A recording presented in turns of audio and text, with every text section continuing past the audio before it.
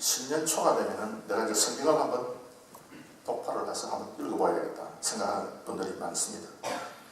그래서 야, 이 구약을 읽을까 신약을 읽을까? 구약은 너무 많고 구약은 좀 이렇게 모르는 것도 많고 하니까 좀 익숙한 신약부터 한번 읽어보자.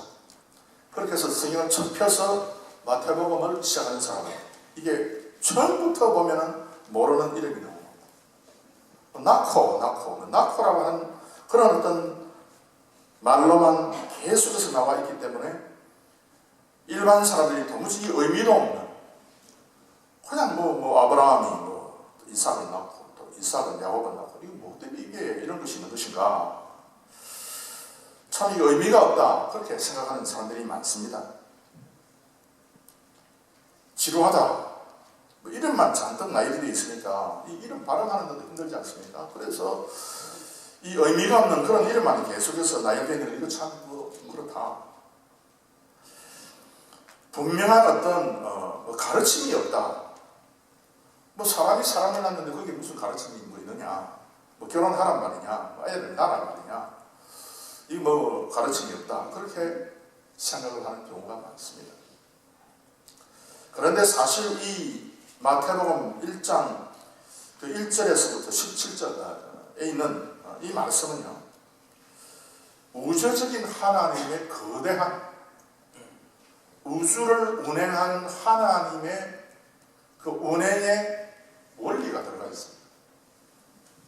그래서 이것을 딱 파악하면 우리 하나님께서 얼마나 우리에게 관심을 갖고 얼마나 하나님께서 이 말씀을 이해하는 사람에게 큰 복을 주시는가 하는 것에 대해서 이해를 하게 됩니다. 그래서 저는 오늘 이 말씀 가운데서 예수 그리스도의 탄생입니다. 예수님께서 탄생했는데 그 탄생의 과정과 그 우주의 법칙 가운데서 예수님께서 이런 어떤 탄생을 했다 하는 그런 어떤 주제를 가지고 여러분들에게 말씀을 전가하도록 하겠습니다. 이 말씀 가운데서 예수님의 그 오심을 이야기하면서 이 족보를 보게 되면요, 중요한 세 가지의 아주 중요한 핵심적인 내용이 있습니다.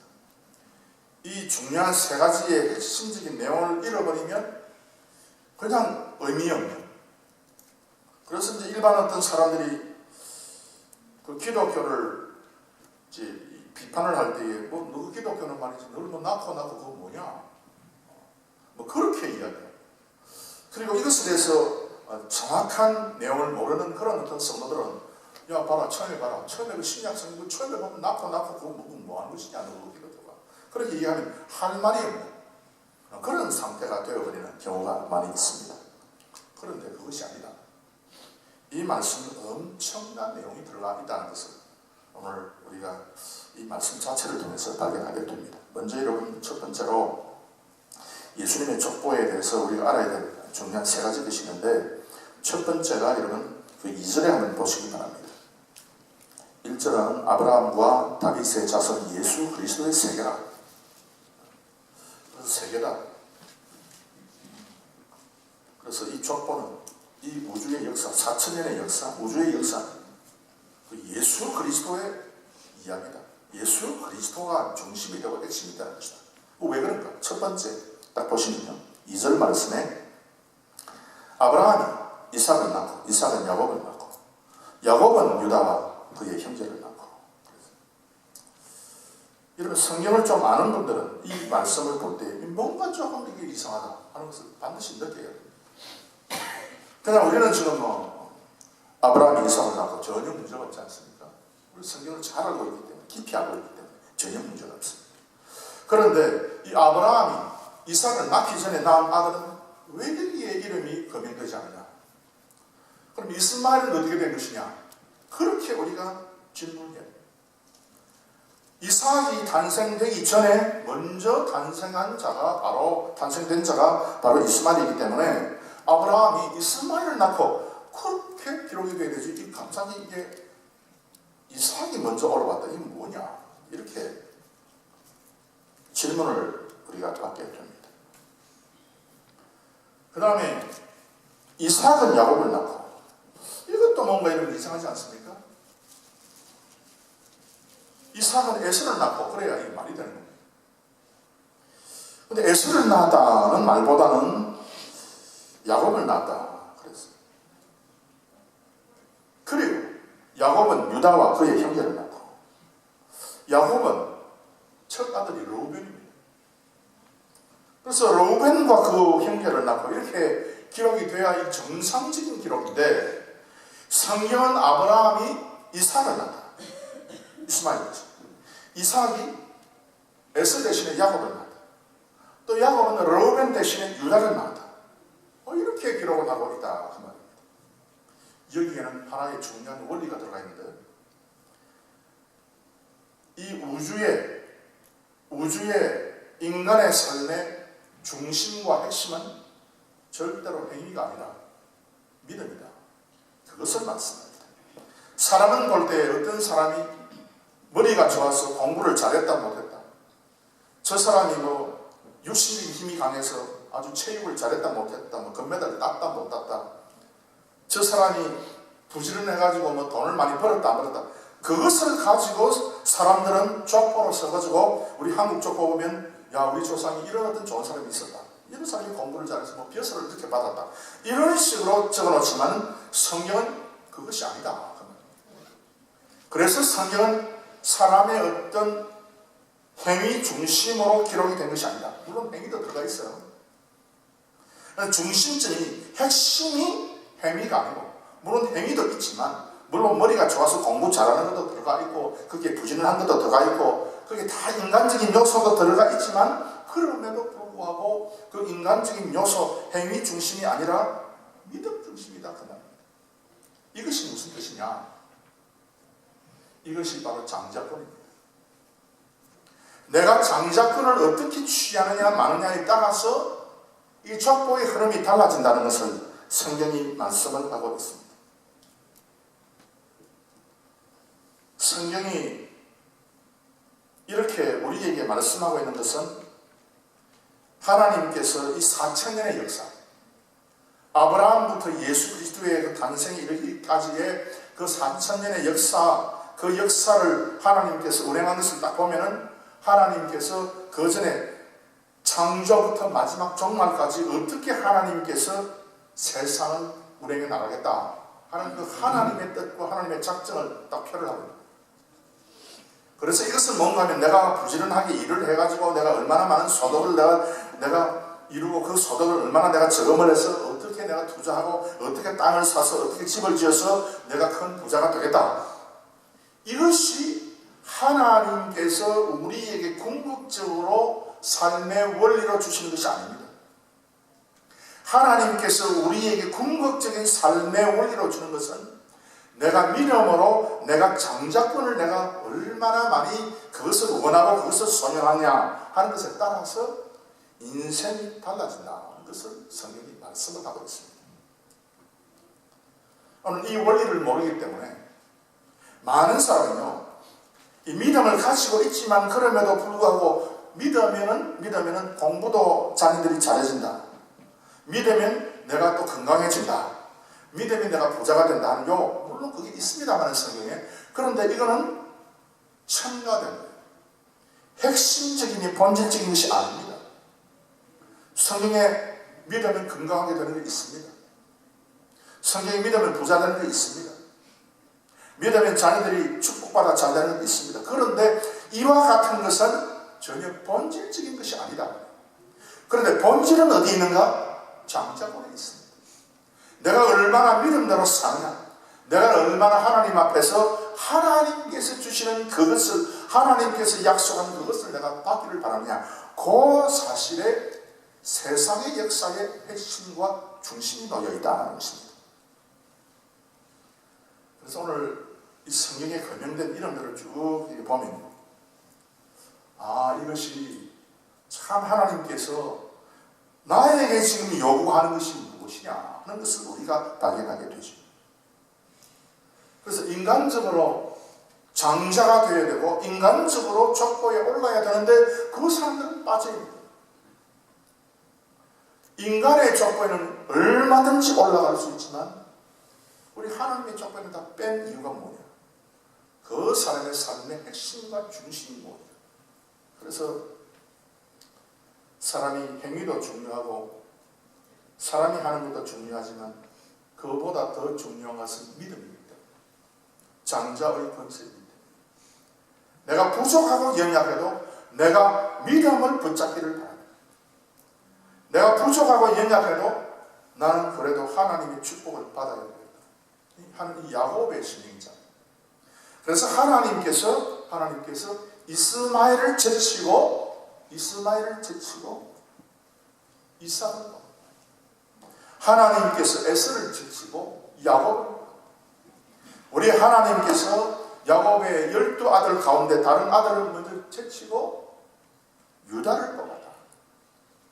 그것을 볼 때 우리가 생각할 수 있는 것이 무엇이냐? 여러분, 유다를 보시오.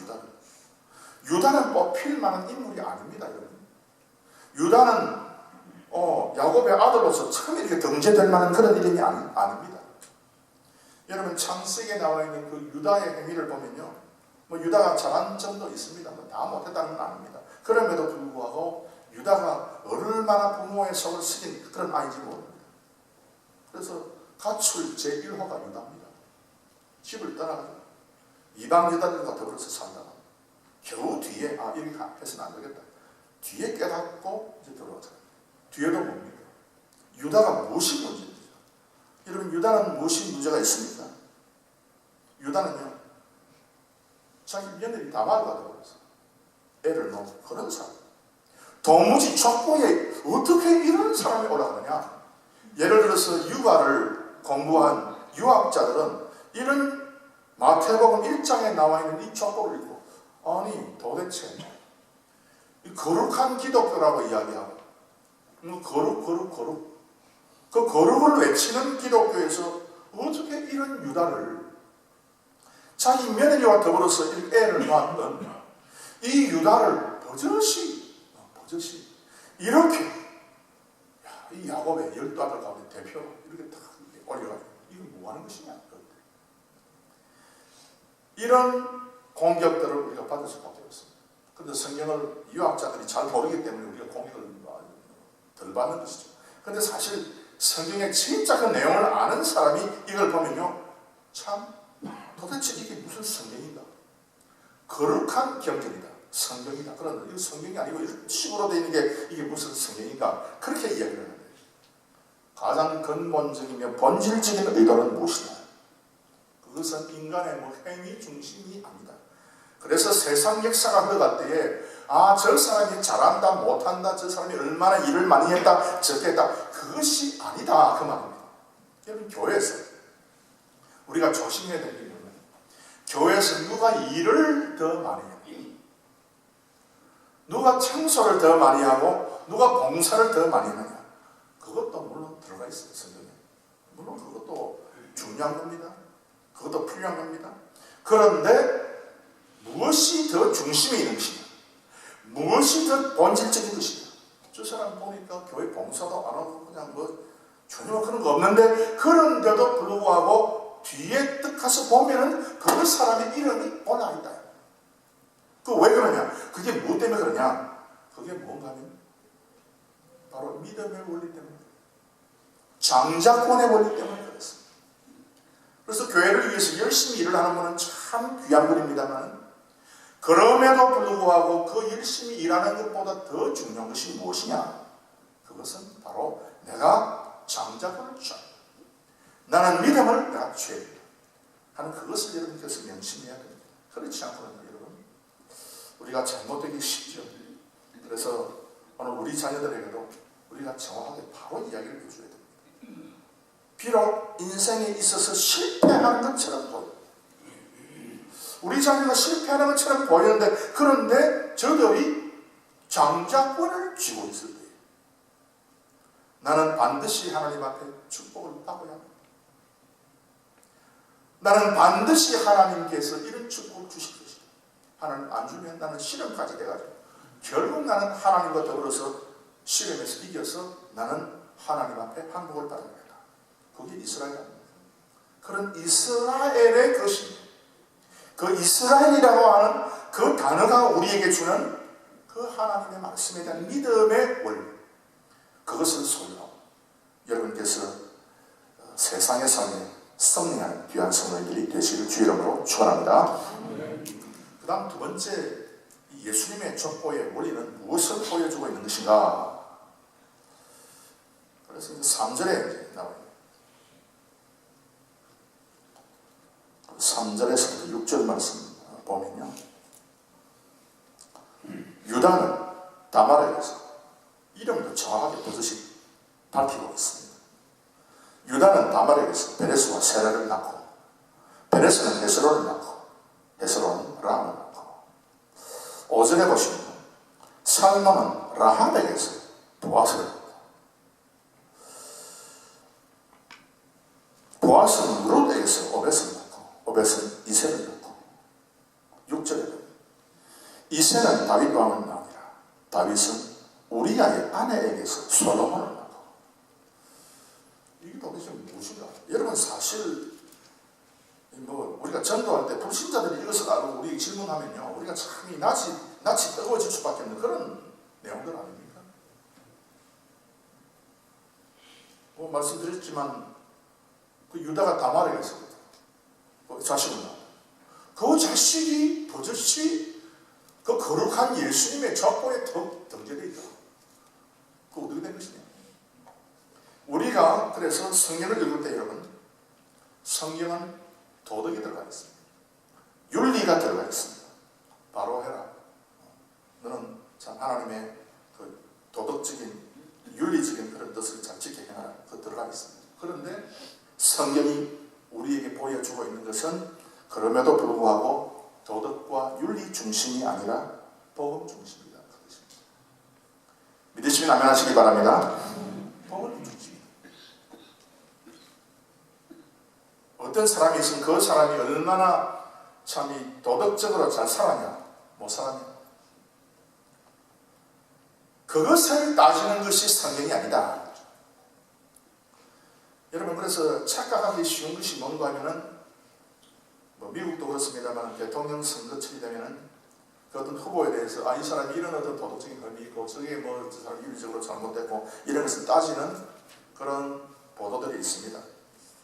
그래서 그 후보에 대해서 나쁜 인상을 가지기도 하고 좋은 인상을 가지기도 하는 그런 어떤 국민들을 우리가 많이 만나게 됩니다. 그런데 4,000년의 그 장구한 역사, 그리고 6,000년, 7,000년의 이 장구한 역사, 전체 역사를 딱 보면은, 여기에 물론 윤리도 들어가 있고 도덕도 들어가 있지만은, 그럼에도 불구하고 이것이 하나님이 세상 전체를 운영하는 핵심이 아니다 하는 사실을 우리가 발견하게 됩니다. 유다가 며느리 다말을 해서, 살몬은 라합에게서, 라합이 누굽니까? 라합이 기생입니다. 기생이라고 했어요. 그 라합에게서 보았을 때, 그 기생의 소출이다, 보았어요. 근데 이 보아스가 성경 여러분 누르기를 보면은 아주 참 괜찮은 사람으로 나타납니다. 왜 괜찮은 사람으로 나타나냐? 내 엄마가 그 출신이었다. 내가 이렇게 해가지고 내가 태어나가지고 나는 이렇게 피가 좀 청결하지 못한 그런 존재다. 그것이 그 사람의 인생을 규정한 것이 아닙니다. 우리 한국은요, 우리 특별히 한국 사람은 피에 대해서 관심이 많잖아요. 그래서 우리 조상이 어떻게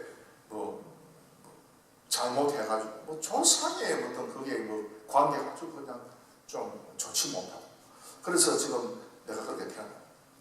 좀 더 구체적으로 내 그 아버지하고 엄마 사이에 내가 나는 좀 이상한 관계에서 내가 태어나거든. 이런 어떤 것에 대해서 많은 사람들이 고통스럽게 생각하고 자기 자신의 인생의 가치를 낮추고 그런 사람들을 우리가 많이 만나봅니다. 절대 그것은요, 그 윤리와 도덕 중심의 삶을 사는 그런 사람에게서부터 발견됩니다. 아무리 공자의 가르침을 받는다 할지라도 인생은 여러분 하나님 보시기에 온전한 도덕과 온전한 윤리를 지킬 수가 없습니다. 그럼 불가능합니다. 그런데 이 보아스는요, 출신이 좀 이게 잘못된 그런 집안에서 태어났지만은 그런데도 불구하고 이 보아스는 믿음으로 살았어요. 믿음으로 사니까 이 사람이 족보에 올랐다. 더 부끄러운 것은 6절에 있는 말씀이죠. 다윗은 우리아의 아내에 대해서 솔로몬을 이거 너무 충격적이지 않습니까? 이 세상 사람들이 이것을 읽어낼 그런 어떤 재간들이 있습니까? 그래서 우리 예수님의 족보는요, 무조건적으로 사실, 무조건적인 주의, 무조건적인 하나님의 은혜, 무가치한 자도 하나님께서 들어서 사용하시는 하나님의 놀라운 그 복음의 핵심과 원리가 들어가 있습니다. 그러니까 이 부끄러운 과거도 그대로 기록이 되어 있어요. 성경. 부끄럽습니다. 이건 뭐 다른 사람 알면 좀 쉬쉬할 만한 그런 이야기들도 정확하게 그대로 적어놨어요. 왜냐하면 이 성경은요, 그래서 뭐 사람이 좀 뭐 믿음이 좋고 뭐 고결하고 고상하고, 예를 들면 그냥 뭐 베드로가 예수님의 수제자로서 참 이게 참 경건한 삶을 살고 아주 뭐 인격이 탁월하고, 그것을 절대로 염두에 두지 않았습니다. 베드로의 수제자가 나갑니다. 마가가 베드로의 수제자입니다. 여러분께서 마태, 마가, 누가, 요한 이 사복음서를 읽어보면 베드로가 예수님을 부인하지 않습니까? 예수님 뭐 제자 아니다, 난 그 사람 모른다, 그런 식으로 계속해서 예수님을 부인한 그런 사람. 그 예수님을 부인한 그 사건을 가장 정확하게, 가장 많은 부분을 할애해서 기록하고 있는 복음서가 이 베드로의 수제자예요. 베드로의 제자예요. 마가복음. 베드로의 수제자였던 이 마가가 기록한 이 마가복음이 예수님을 부인한 베드로에 대해서 가장 상세하게 기록. 즉 이것은 무슨 말씀인 거 아니냐? 절대로 성경은 어떤 사람의 장점을 지켜 세우기 위해서 절대로 이것을 기록하지 않았다 하는 거예요. 그래서 교회가 무엇이 중심이 되느냐? 어떤 교회가 어떤 사람의 좋은 행위를 지켜 세우고 높이고 자꾸 그러다 보면은 그 교회는 하나님께서 전체 우주의 역사를 운행해 나가시는 그 원리에 어긋나게 된다는 것을 우리가 발견할 수 있습니다. 저 마음속에 아직도 그 확실하지 않은 그런 의문점이 있어요. 제가 어릴 때는 말입니다. 우리 교단에는 예배 때에 사람에 대해서 박수를 안 쳤어요. 우리가 뭐 오래간만에 또 우리 교회에 또 오시거나 아니면 새롭게 오시는 분에게 대해서는 환영의 박수를 합니다. 근데 저는 아직도 내 마음속에는 이거 박수를 사람에게 대해서 쳐도 되나 하는 생각을 늘 가지고 있습니다. 왜냐하면 예배는 오직 하나님 한 분만이 영광을 거두셔야 되기 때문에. 그래서 어떤 목사님들은 오늘도 이렇게 귀한 성도님들을 보내주셔서 감사합니다. 그래서 우리가 영광의 박수를 하나님께 바칩시다. 거기서 살짝 바꿔서 하는 그런 물어요. 사실은 그 사람에 대해서 하는 거지만 표현만 하나님에게 바치게 살짝 바꿔서 박수를 아주 잘 치도록 그렇게 만드는 법도 있습니다만, 다 이게 눈 가리고 아웅하는 것이죠. 가장 중요한 핵심이 그래서 사람은 조금 대접을 덜 받는다 할지라도, 사람은 조금 높임을 받지 못한다 할지라도 우리 하나님의 복음이 높임을 받는 우리 교회가 되기를 주의 이름으로 축원합니다. 이렇게 해야 그 교회가 결국은 나중에 살아난다는 거예요. 우리 사람의 비율을 맞추고 사람을 자꾸 지켜 세우는 것도 성경에 있습니다. 잘했다 칭찬하는 것도 있습니다. 그럼에도 불구하고 그것이 교회의 위주가 되고 핵심이 될 때는 반드시 그 교회는 망가지게 되어 있다는 것을 성경이 이야기하고 있습니다. 어젯밤에 미국 분 한 분이 오셔가지고 제가 이제 잠시 이제 대화를 나누게 되었어요. 그래서 그 교회 이제 쭉 이야기를 하면서 이제 아주 제가 너무나도 감사한 이야기를 제가 들었어요. 그 교회가 무슨 교회냐? 물으니까 그분이 하시는 말씀이 PCUSA다. 그래서 그 PCUSA가 되면 무슨 교회가 하면은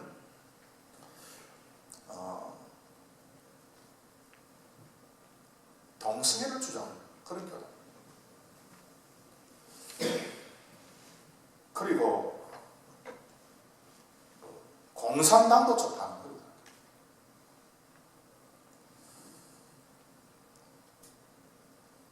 그리고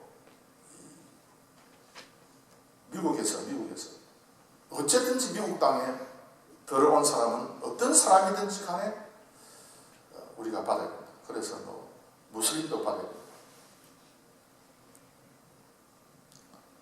그냥 테러리스트도 받아야 된다. 그런 식으로 주장하는 그런 어떤 주장, 그런 쪽에 이제 속해 있는 교단입니다. 그런데 이제 그분이 하시는 말씀이 우리 교회가 그 PCUSA 교단에서 나오게 됐다. 아이고, 나 깜짝 놀랐어요.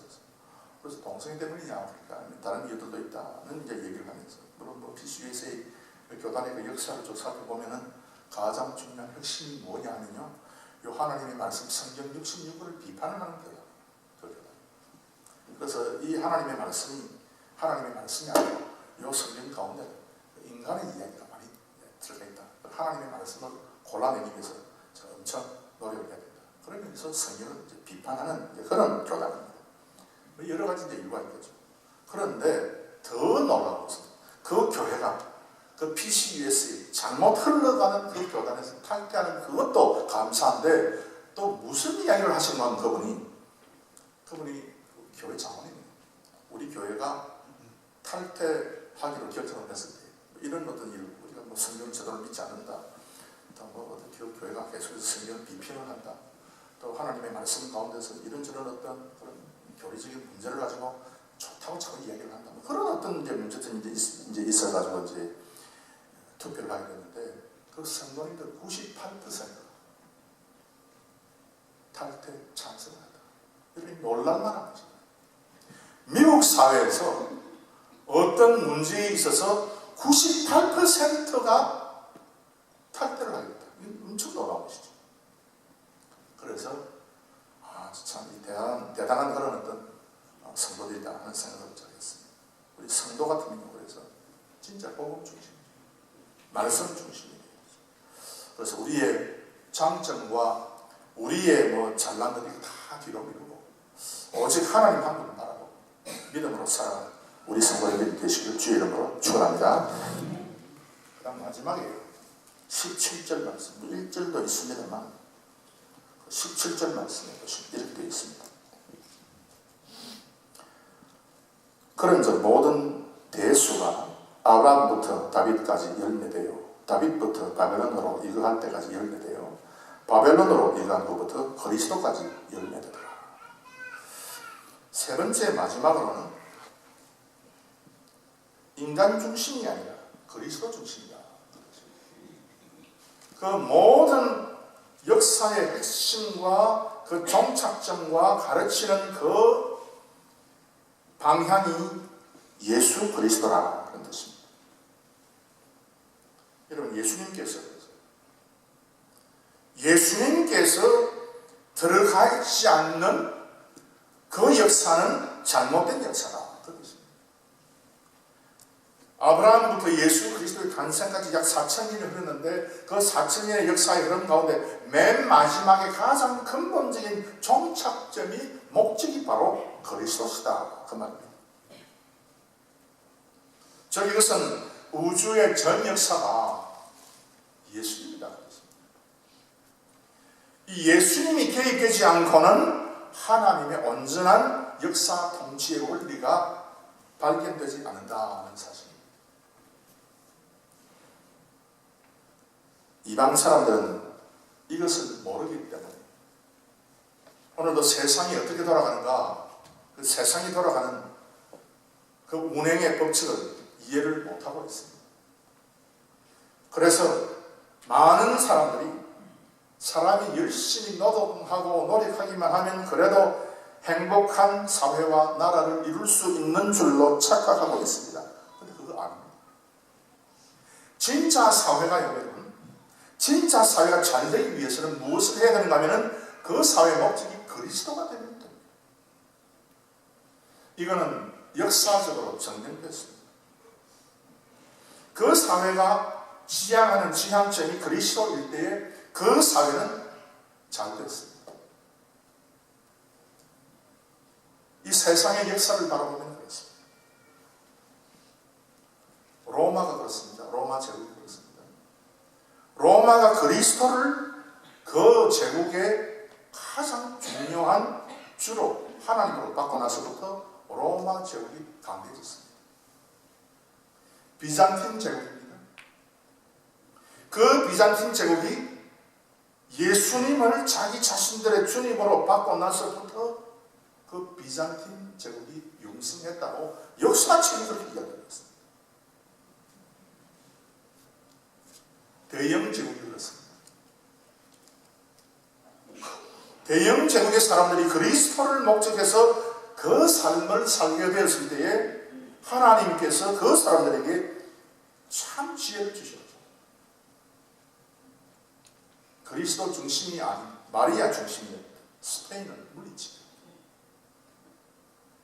세상의 해상권을 제패한 나라가 바로 이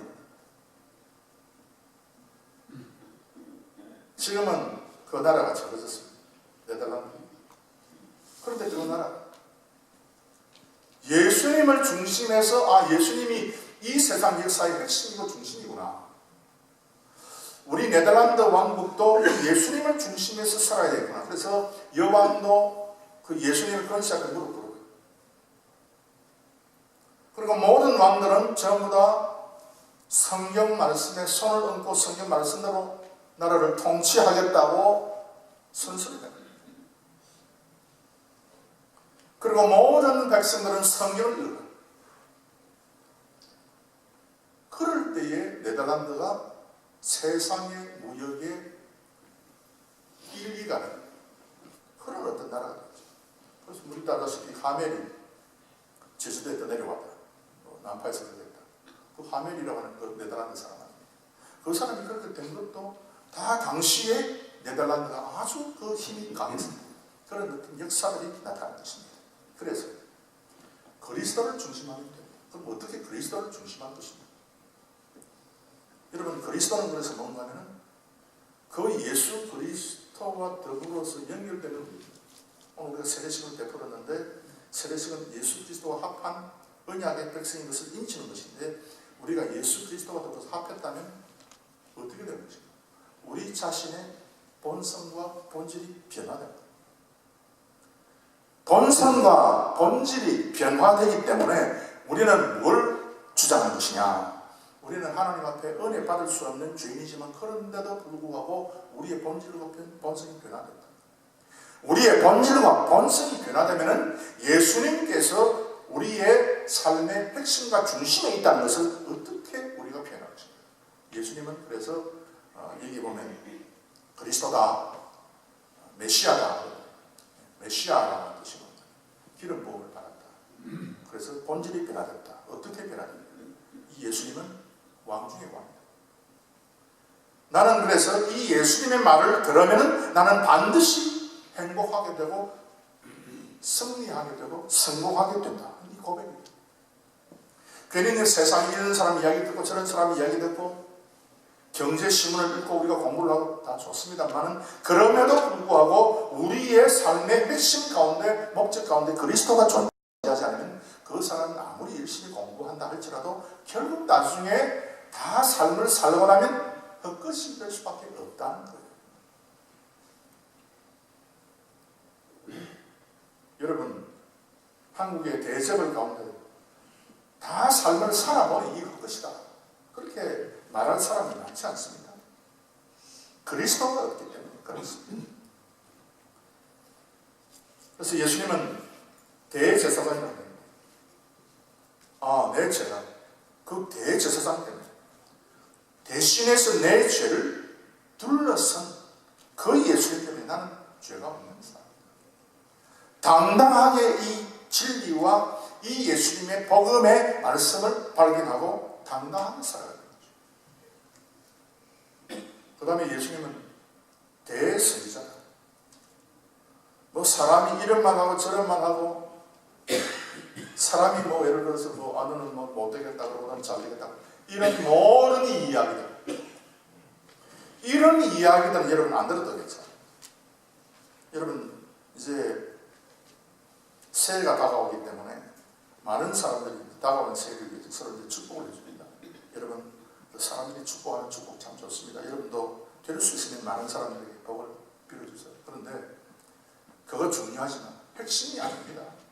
우리의 더 큰 핵심과 더 중요한 핵심은 그 사람이 예수님의 말을 듣는 그 사람의 인생이 예수님께서 나에게 직접 대놓고 너는 복 있는 자다. 성경에 깔려있지 않습니까? 그 말씀을 내가 잡기만 하면 이게 진짜 내 마음속에서 믿어지면 그 사람은 진짜 복을 받는 사람. 그래서 이 세상 역사의 중심과 핵심이 그리스도라는 것이 아닙니다. 그래서 그리스도가 가지고 있는 삼직, 세 가지 직분 때문에 우리는 진짜 이제는 이 세상의 역사 가운데서 승리하는 승리자들이 될 수 있다. 하는 것을 증거하기 위해서 마태복음 1장 1절에서부터 17절 4,000년의 역사를 기록하면서 더 나아가서는 우주 전체의 역사, 하나님께서 어떻게 세상을 다스리고 어떻게 여러분 개인의 인생을 다스립니까? 그 하나님의 놀라운 의미가 오늘 이 말씀 가운데 기록이 되어 있습니다. 그래서 첫째, 우리가 예수님의誕生을 기념하면서 2016년 마지막 예배를 드리는 거죠. 우리가 발견해야 되는 것은 내 행위가 아니다. 내가 뭐 잘하고 못하고 그것에 따라서 내가 행복해지고 더 행복해지고 그거 아니다. 믿음 중심. 두 번째는 도덕 윤리 중심이다. 내가 죄가 있다 할지라도 내가 참 여러 가지 허물이 많다 할지라도 그런데 내가 복음을 믿는다. 세 번째, 내 중심이 아니라 나를 위한 삶이 아니라 그리스도를 위한 삶. 그렇게 가고 하나님께서 여러분들에게 큰 복을 주실 줄 믿습니다. 이런 복으로 이 세상을 승리하는 우리 모든 성도님들이 되시기를 주의 이름으로 축원합니다.